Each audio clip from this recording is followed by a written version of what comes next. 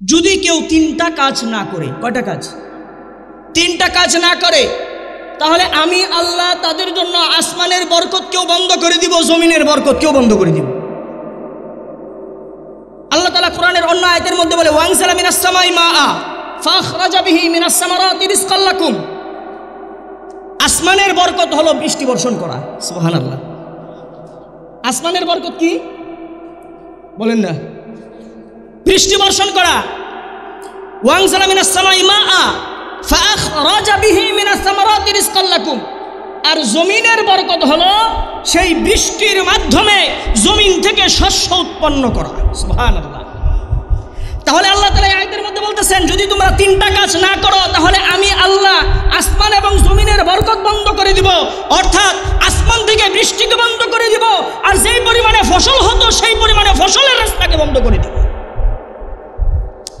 আজকে এবার আসেন, এই তিনটা কাজ আমরা করি কি করি না একটু দেখি, আমাদের মধ্যে আছে না নাই?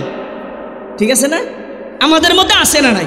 আল্লাহ তাআলা বলতেছেন ওয়ালাউ আন্না আহলাল কুরা, যদি গ্রামের মানুষগুলো, এলাকাবাসী আমানু, ঈমান আনতো। কি আনতো বলেন তো?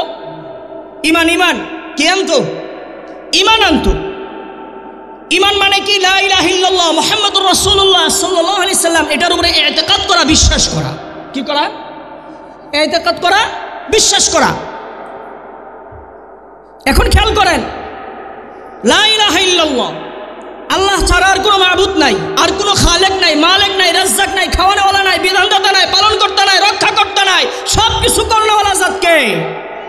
আস্তে কোন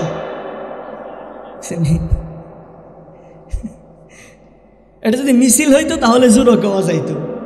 ঠিক না ভাই? ঠিক। মিছিলের মধ্যে 500 টাকা পাওয়া যায়, অথবা কতগুলা মুড়ি খাওয়া যায়, আর সমানে লিগার খাওয়া যায়। ঠিক না ভাই? ঠিক। এই জন্য তখন গলার পাওয়ার বেড়ে যায়। কিন্তু আল্লাহর নাম মুখ ভরে বলবে এখানে আসলে বখিলতা। ঠিক না ভাই? ঠিক। বলেন, সব কিছু করনেওয়ালা জাতকে? আল্লাহ।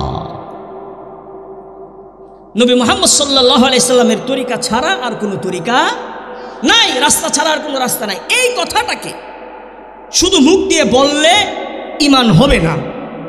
মুখ দিয়ে যেমন বলতে হবে, দিলের মধ্যে রাখতে হবে, কাজে বাস্তবায়ন করতে হবে।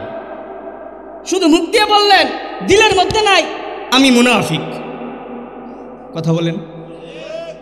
আপনি মুখ দিয়ে বললেন, দিলের মধ্যে আছে, কাজে বাস্তবায়ন নাই, তাহলে ফাসিক। তাহলে কি? ফাসিক। আমাদের বাংলাদেশে যত হিন্দু আছে, যদি কালিমা জিজ্ঞেস করেন পারে না এমন কাউরে পাইবেন? সব হিন্দুরা কালিমা পারে। কালিমা বললেই কি মুসলমান? না। মুসলমান হওয়ার জন্য যেমন লা ইলাহা ইল্লাল্লাহ মুহাম্মাদুর রাসূলুল্লাহ মুখ দিয়ে বলতে হবে, দিলের মধ্যে রাখতে হবে, কাজে বাস্তবায়ন করতে হবে। আল্লাহ ছাড়া কারো সামনে মাথা নত করা যাবে না। এটার নাম হলো ঈমান। এটার নাম কি? এটার নাম হলো ঈমান। ঈমান ঈমান। কিন্তু আজকে আমাদের ঈমান এমন অবস্থা, আজকে যে হুজুররা বয়ান করতেছে, যদি কোনো হুজুরের আলোচনা কারো তিতা লাগে তাহলে ওই হুজুর মানবে। কথা কন নাকি? যারা সুদ খায় তারা চিন্তা করতেছে হুজুর সব ওয়াজ করুক, সুদেরটা না করি। আছে না নেই? ঘুষখোরের একই চিন্তা, জিনাখোরের একই চিন্তা, বেনামাজির একই চিন্তা। সবাই ইসলামকে আমরা নিজেদের মন মতো চালাইতে চাই, ইসলাম অনুযায়ী নিজেরা চলতে চাই না। এটার নাম কি ঈমানের দাবি? এটার নাম কি ঈমানের দাবি? না। এই জন্য দেখেন, আল্লাহ তাআলা প্রথমে বলতেছে, যদি গোলামি করতে চাও তাহলে গোলামি কার করতে হবে? আমি আল্লাহর। আর এই গোলামির মধ্যে সর্বপ্রথম গোলামিতে দাখিল হওয়ার 1 নম্বর ফরমের নাম হলো ঈমান। ফরমের নাম কি? ঈমান।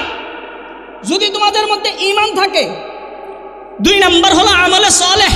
কি আমলে সালেহ? কি আমলে সালেহ? হলো কুরআন সুন্নাহ অনুযায়ী জীবন পরিচালনা করা।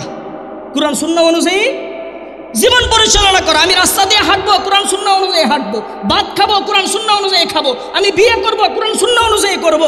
আমি ক্ষেতের মধ্যে ফসল করবো, কোরআন সুন্নাহ অনুযায়ী করবো।